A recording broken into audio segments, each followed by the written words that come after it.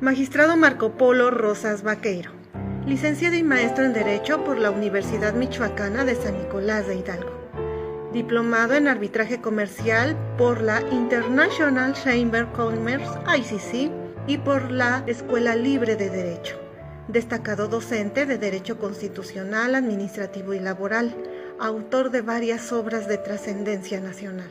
Ha sido juez y magistrado de distrito, juzgador en todas las materias de amparo. Actualmente es magistrado del Séptimo Tribunal Colegiado en materia civil del Primer Distrito.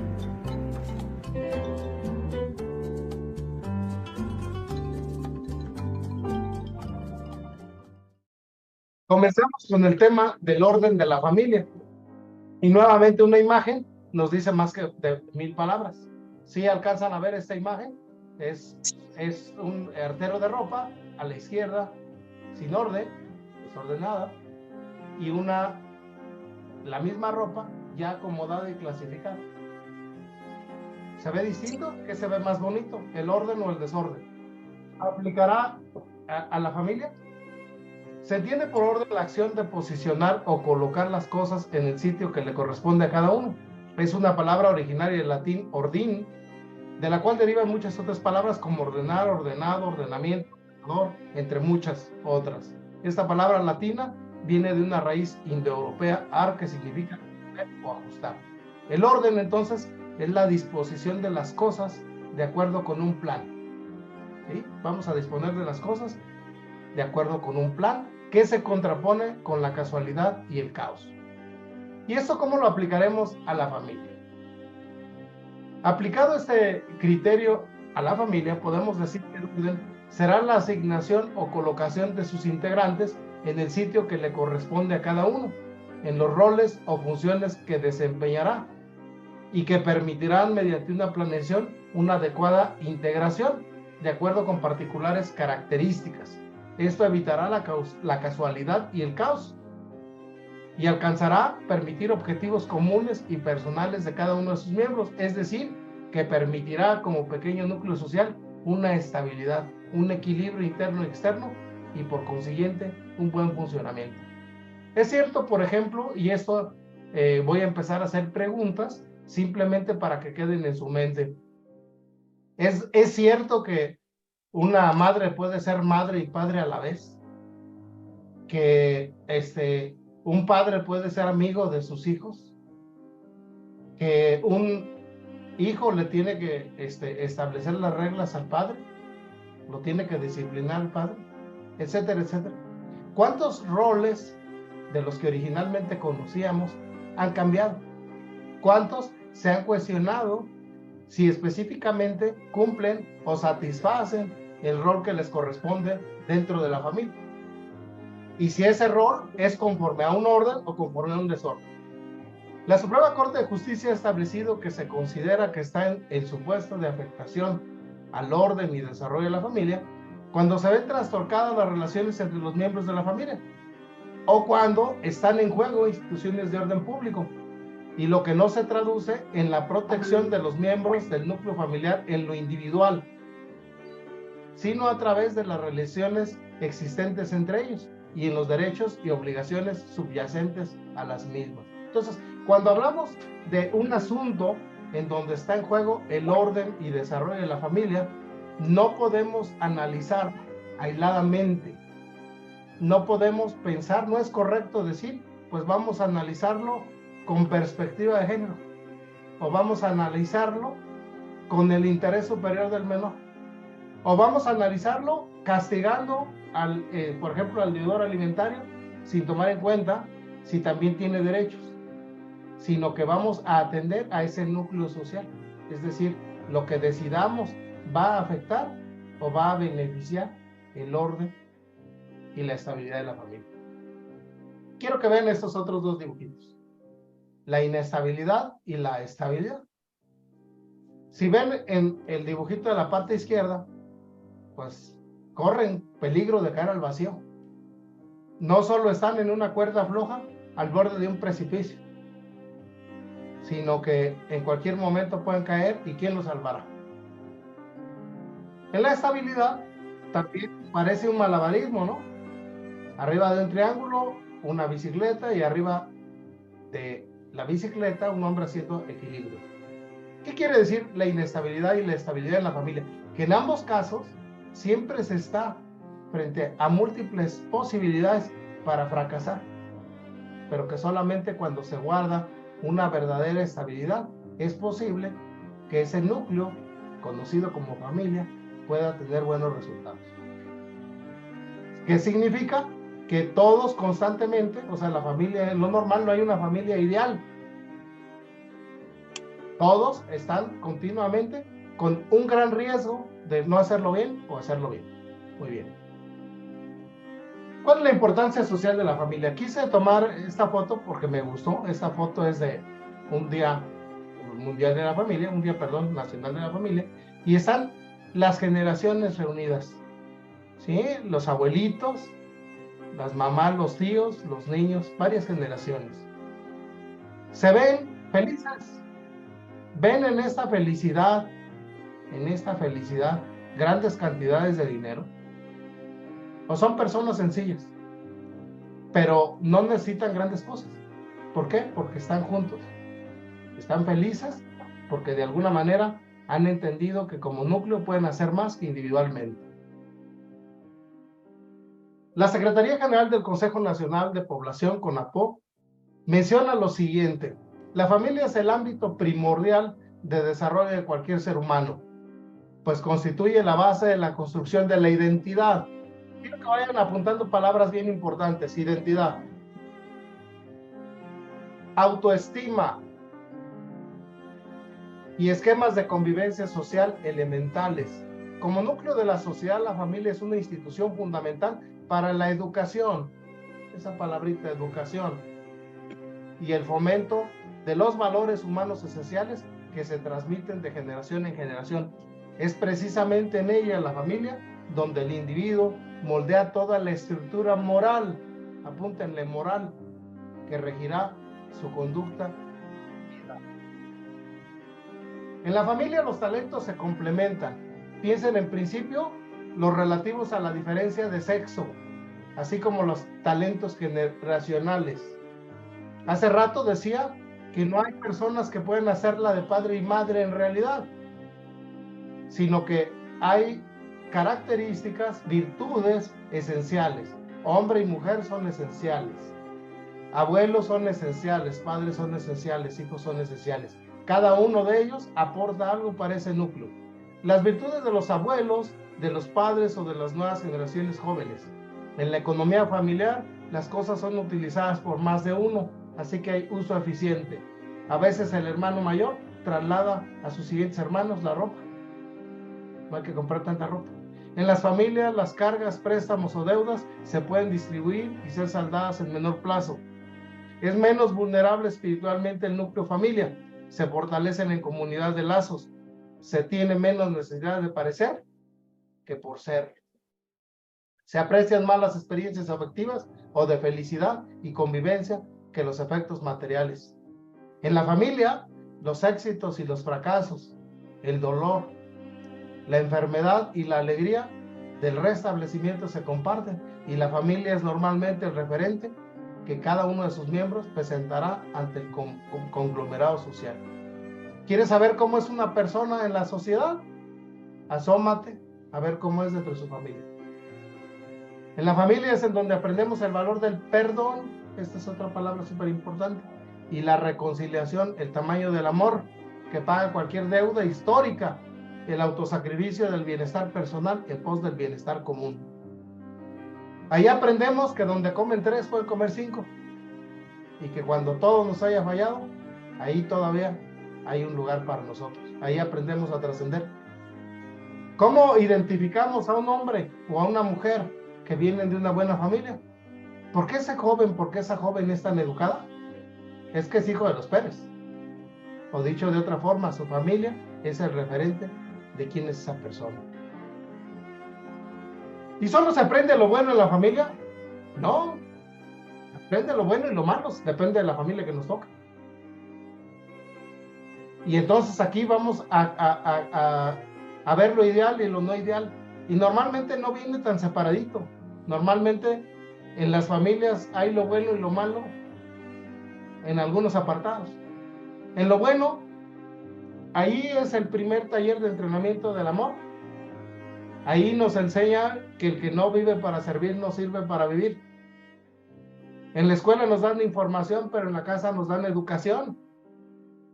En la casa nos enseñan a ser honestos, a saber quiénes somos, a tener una sana espiritualidad, a tener orden, a saber que valemos, a ser cultos, a tener buenos morales, la tolerancia, la resiliencia, la humildad. Mamá nos enseñó a socializar con otros y nuestros hermanos a valorar y cultivar la amistad, la empatía.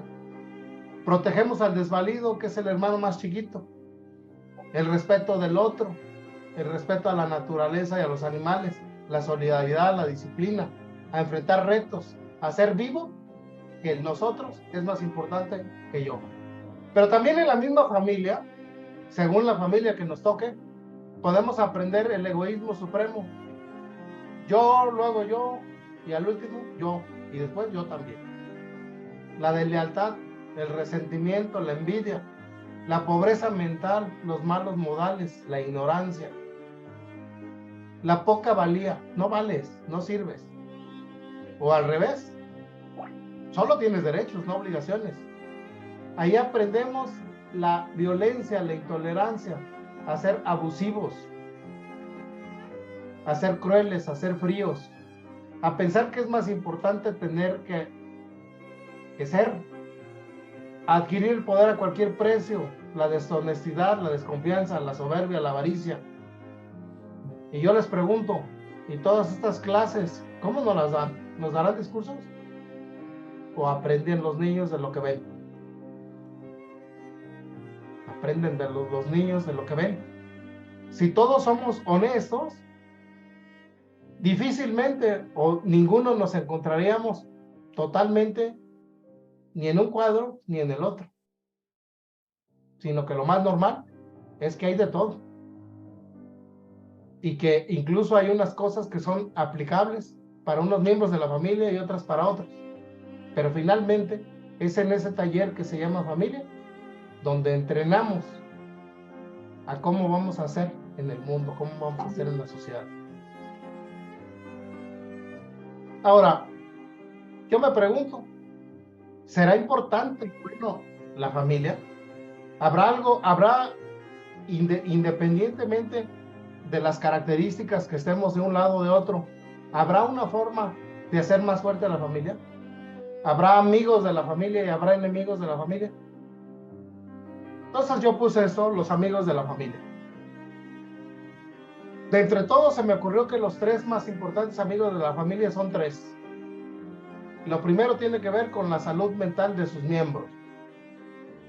La mayor parte de los desencuentros es porque las personas tienen problemas emocionales, mentales, sentimentales. Yo me pregunto si una persona no vive en un cuerpo sano, ¿tendrá una buena salud mental? Si una persona vive siempre pensando en negativo, siempre pensando en dañar, siempre pensando en lastimar, ¿eso afectará? ¿Será un amigo o un enemigo de la familia?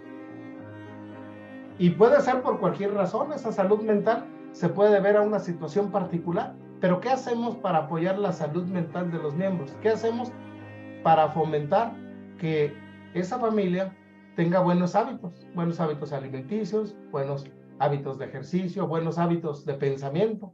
¿Qué hacemos? El otro amigo de la familia tiene que ver con la comunicación. Normalmente comunicamos de manera verbal y de manera no verbal, pero el problema es que no nos detenemos a reflexionar qué comunicamos y qué nos comunican. Y voy a poner un ejemplo para que esto se haga más práctico. Resulta que marido y mujer tienen una discusión.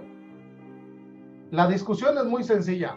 Se prendió la estufa, una estufa eléctrica, y la señora no vio que se prendió la luz. y le dice, no has prendido la luz de la estufa. Y él le dice, sí la prendí.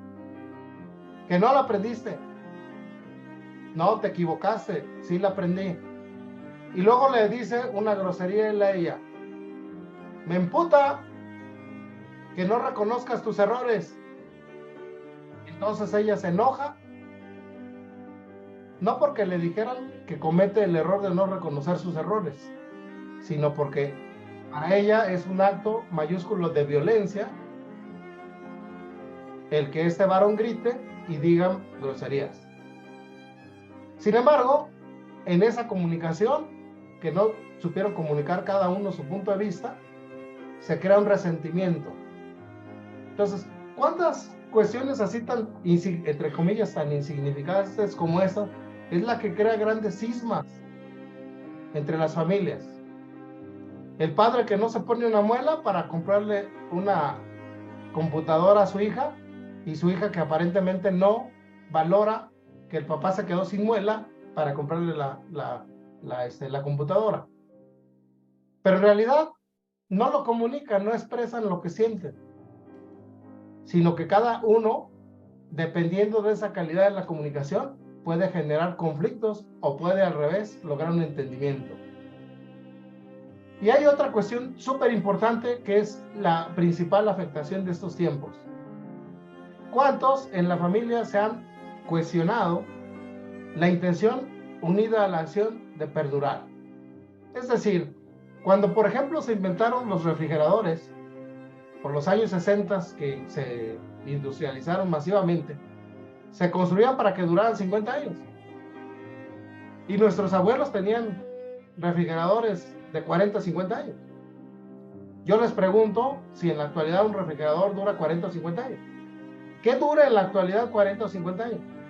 Pero eso que sucede con las cosas, también lo trasladan a las personas.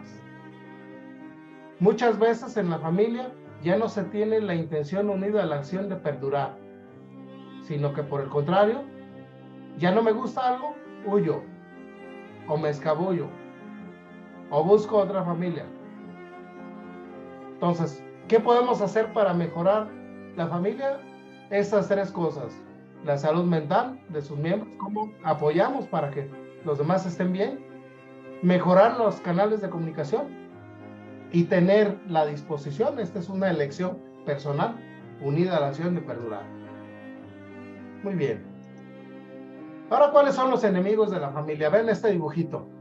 Aquí está dos puños. Parece que es un hombre y una mujer, se gritan, no se entienden y se quieren dar con todo. ¿Cuáles son los enemigos de la familia? Y volvemos, la cultura de lo desechable. La cultura de lo desechable. No, pienso que no me quiere mi mujer, pues me busco un amante. Pienso que mis hijos no me atienden, pues adquiero un vicio. Mínimo me hago adicto a un videojuego. ¿Sí? O salto de una relación en otra relación. O todo lo quiero. No, lo manejo a las personas, lo manejo como si fueran cosas. Otro, que también es de nuestros tiempos, la ofensa. ¿Quién no ofende y quién no se siente ofendido? Todos ofendemos y a todos nos ofenden. Pero en la familia hay que aprender lo que dice el Padre Nuestro: perdona las ofensas como también perdonamos a los que nos ofenden. O sea, para que una relación pueda continuar en la familia, la ofensa, de alguna manera, tendremos que tener la capacidad de no darle tanta importancia. Cuando le damos mucha importancia a la ofensa, entonces esa ofensa destruye. Y la división, no la modernidad divide, no la modernidad nos habla, por ejemplo, a ver, veamos solo los intereses de las mujeres con la perspectiva de género, o veamos solo los intereses de los hijos con el interés superior del menor, o veamos los intereses del que tiene el poder económico, o veamos que a lo mejor al abuelito ya no hay que cuidarlo, es mejor que se muera pronto porque cuesta y ya no produce. todos estos cismas que se presentan en la actualidad, si se fijan, tienen como fundamento estos enemigos. Quiero que piensen en ellos porque eso les va a generar muchas ideas. Bueno, y todo esto, finalmente, ¿por qué es importante para un defensor de garantías constitucionales o un juzgador de amparo? ¿Por qué tendría que hablar de ello un abogado o un juez? Bueno, para empezar quiero hablarles, enunciarles, al final si ustedes quieren, podemos platicar cualquiera de los casos que nos han tocado ver en los tribunales, problemas reales. Uno, el juez ha de decidir si ante la denuncia de un probable abuso sexual, no hay abuso sexual, hubo una hipersexualización, no un abuso sexual, pero ese le dio motivo a la madre del menor para denunciar a su marido y pedirle al juez familiar que detuviera las visitas y convivencias. Y llevan 2 años sin poder convivir ni estar juntos. Entonces el juez tiene que decidir si se debe impedir que el padre no custodio pueda visitar y convivir con su hijo. 2. El juez debe ponderar si debe continuar la pensión alimenticia para una adulta mayor profesionista, una abogada, a cargo de otro adulto mayor obrero, ella de 77 y 83 años, cuando éste ya no puede pagarla por condiciones de salud, a pesar de que se esgrime el argumento de perspectiva de género. El juez ha de decidir si revoca o no una donación por ingratitud para un excónyuge al quedar en situación vulnerable. Él le donó sus 2 casas. En cuanto se las donó, ella lo divorció y él vive en situación de calle. ¿Revocamos o no esa donación? El juez ha de decidir si sigue o no siendo exigible el pago de una hipoteca y de una pensión alimenticia a cargo de un varón cuyos beneficiarios lo odian. El juez ha de decidir si concede o no una medida cautelar consistente en el embargo de bienes de un demandado dentro del incidente de pensión compensatoria. Esto es, no se ha ganado el juicio y ya le tienen embargada la mitad de sus cuentas. ¿Eso no correcto? 6. El juez ha de decidir si permite o no una pericial en genética para conocer la paternidad de un menor que ya ha sido reconocido por otro varón. ¿Sí? El verdadero padre o presunto padre quiere tener filiación, pero el niño ya fue reconocido como su hijo por otro varón. ¿El juez debe permitir esa pericial o no? El juez ha de decidir si valida o no un contrato de maternidad subrogada o sustituta no regulado y si expide o no un acta de nacimiento como medida cautelar con los apellidos de los promoventes respecto de un menor que nació supuestamente por fertilización in vitro, cuya gestante no quiere tener ninguna relación con el menor. El juez ha de decidir si condena a pagar una pensión alimenticia retroactiva y vigente a favor de una mayor de edad de más de 30 años que supuestamente sigue estudiando cuando el deudor alimentario desconoció la mayor parte de su vida, su paradero. El juez ha de decidir si permite o no la operación de cambio de sexo en un menor de edad que acude representado por sus padres. El juez ha de decidir si permite o no, después de casi 2 años, la convivencia de unos hijos con su madre, con alta probabilidad de alienación parental y que no han podido convivir por problemas técnicos atribuibles a peritos. Todos estos casos son reales y la pregunta es, más allá de lo que diga el derecho, que es interpretable, ¿qué calidad debe tener el juez? ¿Qué conocimientos debe tener el juez? El abogado que defiende derechos constitucionales para resolver correctamente estos asuntos. Ahí está un juzgado familiar en Veracruz y una frase que quiero que lean y que aparece en la Biblia. Pero ustedes deben hacer lo siguiente: digan la verdad unos a otros. En sus tribunales pronuncien veredictos que sean justos y que conduzcan a la paz. No tramen el mal unos contra otros, dejen de amar, el decir mentiras y jurar que son verdad. Yo odio todas estas cosas, dice el Señor. Entonces, ¿qué necesitamos jueces en toda la extensión de la palabra. Los jueces familiares, yo creo que todos los jueces, pero especialmente los jueces familiares, deben tener un gran criterio y valores. Y ese criterio y valores debe regirse por los principios constitucionales, por encima de las tendencias judiciales. Voy a hacer algo injusto porque aparentemente una tesis me indica que debe hacerse así, o puedo interpretarla. ¿Qué debo hacer? ¿Puede un juez que solo conoce derecho resolver problemas de familia? Cuando hay conocimientos que extralimitan lo jurídico o la técnica aplicable, por ejemplo, ¿cuántos de los abogados y cuántos de los jueces conocen la importancia que tiene la presencia paterna o la presencia materna? O el mal que hay por falta de ausencia paterna o materna. ¿Cuántos conocen a dónde se van a dirigir los menores de edad cuando se les ubica en un domicilio distinto? ¿Cuánto conocen los jueces, más allá de los conocimientos jurídicos, de temas que constriñen a los valores familiares? ¿Cuántos jueces, además de ser jueces o abogados, también se dan cuenta de la importancia política que tienen? Un juez, cuando dicta una sentencia, beneficia o perjudica, a veces de manera permanente, a una familia, a la sociedad. Creo que les han llegado las noticias donde un juez decidió mal y en la misma sala de audiencias o saliendo de ella, una de las partes mata a la otra y se suicida después.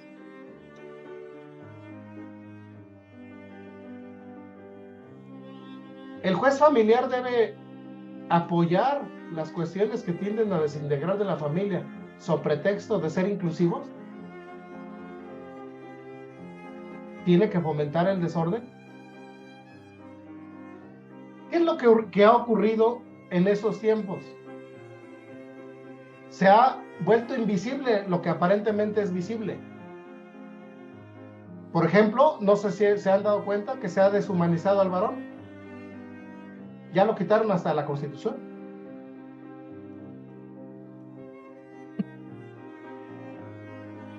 Se habla, por ejemplo, se visibiliza, por ejemplo, de la doble jornada laboral de la mujer, pero se habla, por ejemplo, del sacrificio para obtener un mejor trabajo, de los trabajos peligrosos, de que no siempre, por ejemplo, el varón tiene la oportunidad de cuidar a los hijos pequeños porque tiene que hacer un trabajo lejos y peligroso para beneficio de la misma familia. Es decir, ¿por qué la política se ha dirigido a dividir a los integrantes de la familia en lugar de apoyar a todos? Se nos olvida que por seguir, yo le llamo las modas actuales, las tendencias judiciales, se olvida el mayor contexto cultural de las familias en México. En México, todavía el 42% de las familias son familias de papá y mamá tradicionales, absolutamente. Y el 72% son familias con figuras paterna y materna. La mayor parte de la población mexicana es creyente. La mayor parte de las familias mexicanas sigue creyendo en esas tradiciones. ¿Por qué se nos ha dicho que vivimos en un mundo distinto? Y especialmente a los abogados y a los jueces. Es decir, le dan mucha importancia, visibilizan a lo extraordinario, pero se ha vuelto en la actualidad invisible lo ordinario.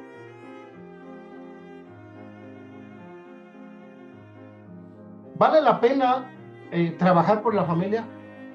¿Vale la pena que como luchador de defensa de los derechos constitucionales o como juez, te tomes en serio el trabajar por la familia? Quiero contarles una historia que me contaron cuando era secretario y me gustó mucho y se las quiero compartir y que solo se puede dar en la familia. Es una historia real. Recuerdo una plática que tuve con una compañera de trabajo a partir de la pregunta, ¿por qué te gusta el pan dulce? Alicia, porque así se llama quien me contó esta confidencia, dijo, es que me recuerda a mi padre. Y sus ojos se humedecieron. Mi padre fue cartero. Un cartero no gana mucho. Le pagaban por semana los sábados. Lo que siempre admiré de mi papá fue su disciplina para administrar el dinero, pero aún más, su amor por nosotros. En cuanto le pagaba, tenía varios sobrecitos. El de la renta, el del gasto para la comida, el del ahorro para algún útil escolar, etc.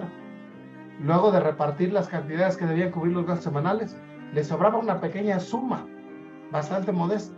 Iba entonces a la panadería. Contaba mentalmente a sus hijos y recordaba qué pan le gustaba a cada uno de ellos. A Alicia le gustan las conchas, a Juan el polvorón. Y recorría a cada uno de sus hijos mentalmente y con el reducido saldo de su salario semanal, compraba la bolsa de pan. Llegaba entonces por la tarde, los reunía a todos y les decía, como si fuera novedad, les traje algo. Ya sabíamos qué era, pero hacíamos como si no lo supiéramos. En una ceremonia íntima, cada sábado por la tarde, nos reuníamos a comer ese pan. ¿Qué digo pan? Nos reuníamos en nuestra sesión semanal de amor, en la que sin palabras explícitas, mi padre nos decía, y aún así lo siento. Aquí está mi amor. Y es dulce, sabroso, especial, para cada uno de ustedes. No es mucho, pero es todo. Muchas gracias.